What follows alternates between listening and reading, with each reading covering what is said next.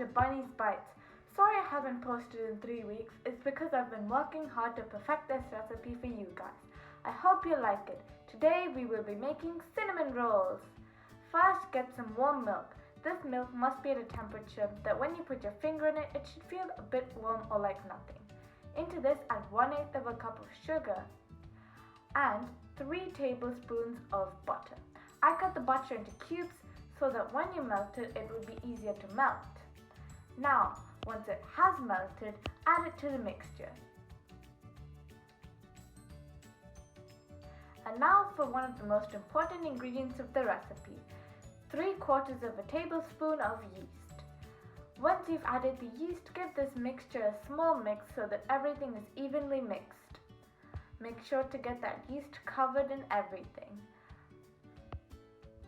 After you've mixed it and you're satisfied with it, leave this in a warm place for about 20 to 30 minutes, or however long it takes for the yeast to grow. It doesn't matter if it takes too long as you've kind of got this layer of yeast on the top, that's all that matters. So once you do get this layer of yeast, it's now time to add in 1 cup of all-purpose flour. One tip I would recommend with the flour is that you sieve it beforehand, because when you sieve it beforehand, it means that you won't get any lumps in the mixture because there won't be any lumps in the flour. I did not sieve my flour, as you can see, which is why I kind of have lumps, but it's okay even if you do have lumps because it won't affect the rest of the recipe, but it does mean that it makes stirring it a lot easier. Make sure to get all the flours from the side and when you're stirring it, and once you do get all the flour off the side, it's now time to put this once again in a hot place for about 2 or 3 hours to rise.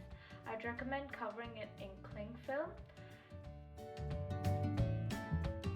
or you can just use kitchen towel. I'd recommend cling film as it's less messy. And once your dough has doubled the size of the original dough, you can see small bubbles because of the yeast. This video is particularly long, a lot longer than my other videos actually, because this recipe does require a lot of precision, and I just want you to be confident with making this after this video. And now into this I'm adding 1/2 cup of all-purpose flour. So that in total makes 1.5 cups of flour in this whole recipe, so take a note of that beforehand. And into this you need to add 1/4 of a teaspoon of baking powder, and this just adds to the overall crunchiness of the cinnamon rolls. And 1/2 teaspoon of salt. Once you've added the salt in, mix everything together well. In total, I'm using 1.5 cups of flour, and this makes about 6 rolls. If you want to make more or less than this, just adjust the measurements in this recipe accordingly. This may seem like the dough can't take that much flour, but trust me, when you do knead the dough later, you'll find that the dough can actually take a lot more flour than you think. So just keep stirring until you think that the dough can't take any more flour. Now let's knead the dough. Kneading the dough is a process that takes a lot of energy. I don't think there's any one technique for kneading dough, except that you should use the base of your hand when kneading the dough, as that's where you can get the most strength out of your hand, and just generally move the dough around the surface and give it a lot of movement. My dough kept sticking to the surface, as you can see here, and when that happens, don't worry, just sprinkle some flour onto the surface and continue rolling until it stops sticking completely. You might have to use a lot of flour when kneading the dough, and you might not. It really just depends on you, what kind of flour you've used, and the conditions you left your dough to rise in earlier. So just keep kneading the dough and moving it around the surface until you're satisfied with it and the dough all completely comes together. It might seem like it's not going to, but just keep sprinkling some flour and moving it around and it should come together. So now that I've finished, you can see that when I poke the dough, it's starting to spring back almost instantly, and this is when you know that the dough is ready. Your dough should be really smooth and soft, and from my angle, it looks a bit shiny. So let's move on to the most important important part of the recipe, the cinnamon filling.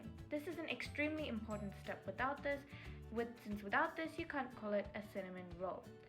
Put 50 grams of softened butter in the bowl, very softened butter, and half a cup of light brown sugar. Mix these together until the yellow butter has vanished. So I would suggest grinding your own cinnamon for this recipe, as it smells so much better than just using store-bought cinnamon, but either is fine and they both taste the same. Whenever I grind my cinnamon, it smells so nice and I almost want to eat it just like that. So I would recommend grinding it yourself, as it is a fun experience. Almost immediately when I start grinding my cinnamon, I can just smell it from the mixie jar or from the mortar and pestle where I'm grinding it, and it honestly just smells so heavenly. Add 1 teaspoon of this ground cinnamon. You can add more or less depending on your preference. For me, any more than about 1.5 teaspoons is a bit too much. What you might not realize about cinnamon is that it's actually got a very strong flavor. So even adding a bit of cinnamon to any of your recipes can actually taste like a lot once you've finished cooking it. Roll out the dough into a rectangular shape now, and dollop a few generous spoonfuls of cinnamon onto it.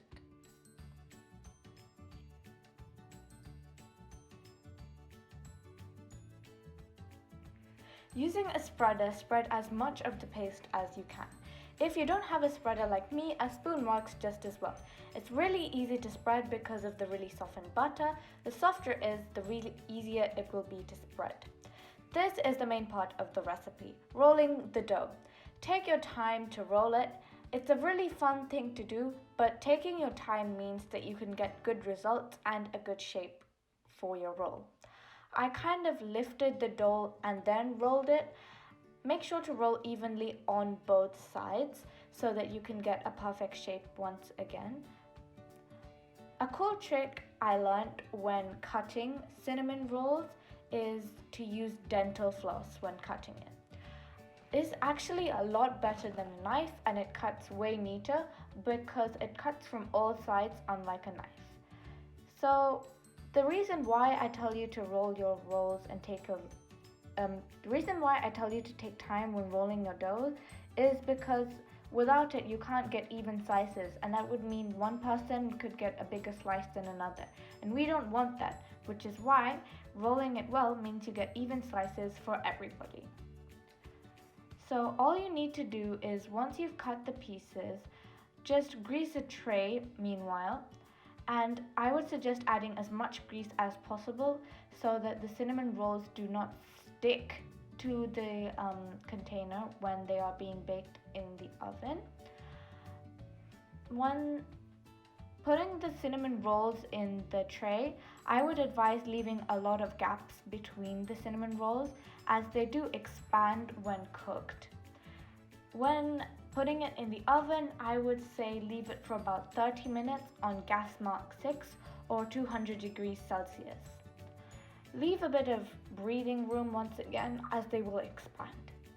You should be able to smell them when they're ready. When I was baking my cinnamon rolls, I could smell them all the way from the other end of the house, and I wanted to eat them even if I would burn my tongue. That's it, your cinnamon rolls are ready to eat.